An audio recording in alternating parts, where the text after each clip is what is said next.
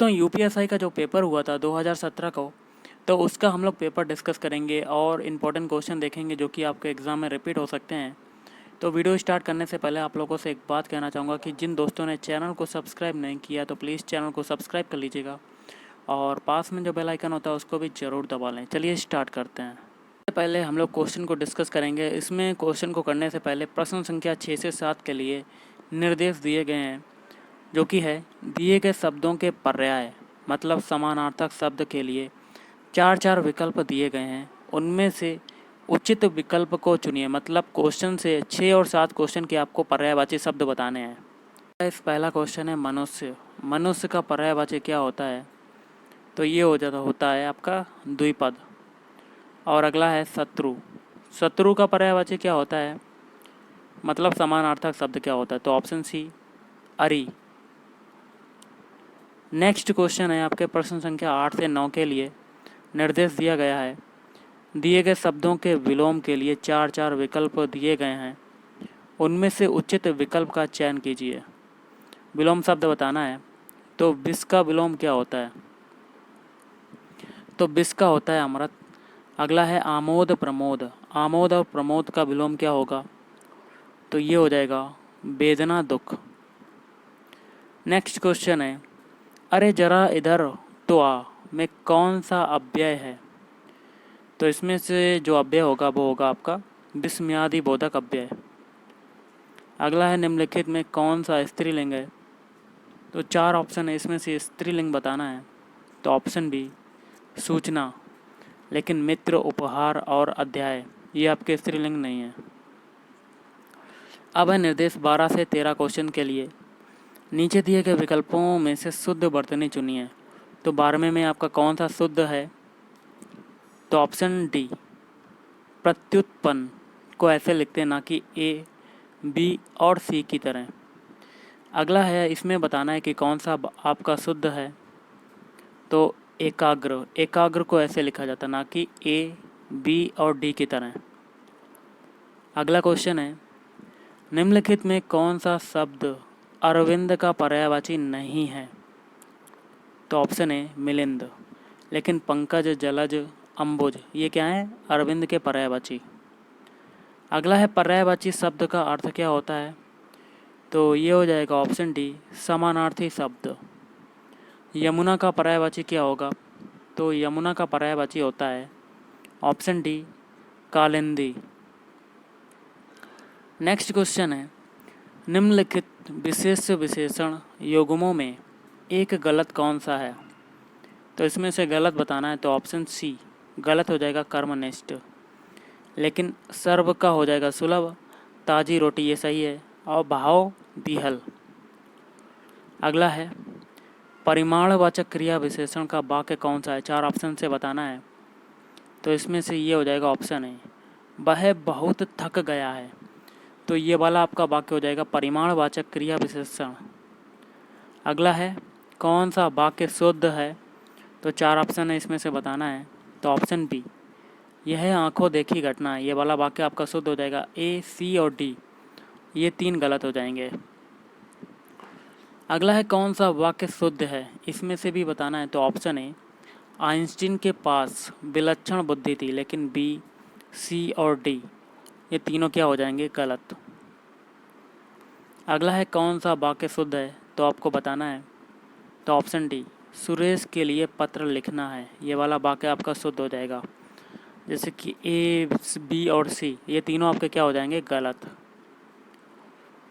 अगला है संविधान के किस अनुच्छेद के अनुसार संघ की राजभाषा और लिपि देवनागरी है? तो अनुच्छेद 343। राजभाषा अधिनियम कब पारित किया गया था? तो ऑप्शन सी सन 1963 में। अगला है जो देखा नहीं जा सके वाक्य का एक शब्द इनमें से कौन सा है? तो ऑप्शन बी अदृश्य। जो देखा ना जा सके उसको कहते हैं अदृश्य। अगला है जो व्याकरण जानता हो, इसके लिए एक शब्द क्या होगा? तो ऑप्शन सी व्याकरण। निम्नलिखित में से किस शब्द में बहुव्रीहि समास है? तो ऑप्शन ए पंकज। अगला है निम्नलिखित में से किस शब्द में उपसर्ग है। 4 ऑप्शन है, तो उपसर्ग होगा आपका प्रहार। अगला है जेहि बरबाजी राम असबारा तेहि सारदऊ ना बरनई पारा। इनमें से कौन सा अलंकार है। तो ऑप्शन डी अतिशयोक्ति अलंकार। नेक्स्ट है निम्नलिखित में कौन से रस युग्म हैं जो महाकाव्य के प्रधान रस माने जाते हैं। तो श्रृंगार और शांत रस। अगला है पढ़े फारसी बेचे तेल यह देखो कुदरत का खेल का अर्थ क्या होता है। तो ऑप्शन बी योग्यता होते हुए भी व्यवस्था के कारण निम्न स्तर का कार्य करना। क्वेश्चन है खेत रहना मुहावरे का जो शाब्दिक अर्थ होता है वो क्या होता है। तो ऑप्शन सी वीर गति को प्राप्त हो जाना। कपटी मित्र किस मुहावरे का सही अर्थ है।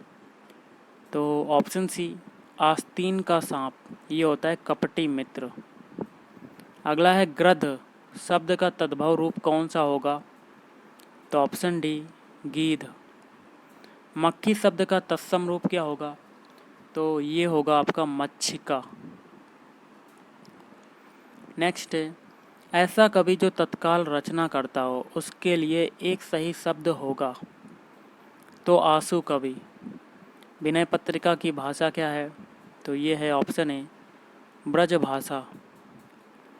अगला है निर्देश प्रश्न संख्या 37 के लिए निम्नलिखित प्रश्न में दिए गए वाक्य के जिस भाग में त्रुटि है उस भाग का अक्षरांक ए बी सी अथवा डी है। ये आपका उत्तर है।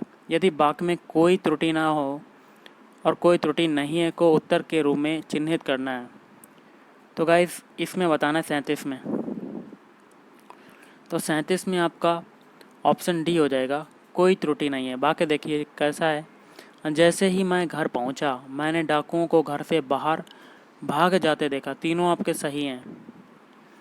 अगला है प्रश्न संख्या 38 से 39 के लिए दिए गए वाक्यों में प्रयुक्त अलंकार के भेद का चयन नीचे दिए गए विकल्पों से कीजिए। जैसे कि ये है अंबर पनघट में डूबो रही तारा घट ऊषा नागरी। तो इसमें अलंकार का भेद बताना है। तो इसमें हो जाएगा रूपक अलंकार। अगला वही मनुष्य है कि जो मनुष्य के लिए मरे। तो ऑप्शन ए हो जाएगा अनुप्रास अलंकार।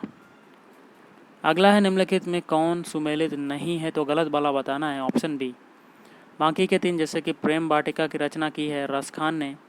बीजक जिसमें साखी शबद रामायणी है उसको की है कबीरदास ने।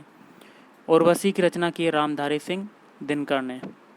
अब हम लोग पढ़ेंगे मूल विधि संविधान और सामान्य ज्ञान। अपना इसमें जो पहला क्वेश्चन है मूल विधि संविधान और सामान्य ज्ञान में गौतम बुद्ध का जन्म स्थान था तो कौन सा था। तो ये हो जाएगा आपका ऑप्शन डी लुम्बिनी। शासन की एकात्मक पद्धति का लाभ है। तो ऑप्शन बी दृढ़ राज्य। भारत के संविधान में भारत को किस रूप में वर्णित किया गया है। तो ऑप्शन सी हो जाएगा राज्यों का संघ। निम्नलिखित में से कौन से देश पाल्क स्ट्रेट से जुड़े हुए हैं। तो ऑप्शन ए भारत एवं श्रीलंका। अगला है भारतीय दंड संहिता प्रवत्त हुई। तो ऑप्शन ए 1 जनवरी 1862 से। अगला है जब यातायात सप्ताह चल रहा हो तब पुलिस। ऑप्शन ए लोगों को यातायात नियमों की जानकारी देगी। भारतीय संविधान के निम्नलिखित में से किस अध्याय में जनता को गारंटी मूल अधिकार दिए गए हैं। तो ऑप्शन डी भाग 3। रात के समय आवासीय क्षेत्र में शोर का अनुमानित स्तर कौन सा है। तो 45 डेसिबल।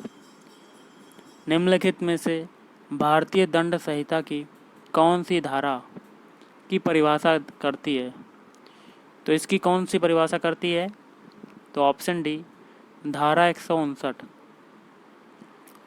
भारत के संविधान में शामिल राजनीति के निदेशक सिद्धांतों की अवधारणा किसके संविधान से ली गई है। तो आयरलैंड।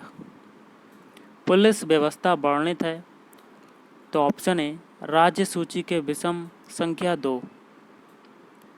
अगला है टेबल की पंक्तियों को अद्भुत ढंग से पहचानने वाले गुण को कौन सी कुंजी कहा जाता है?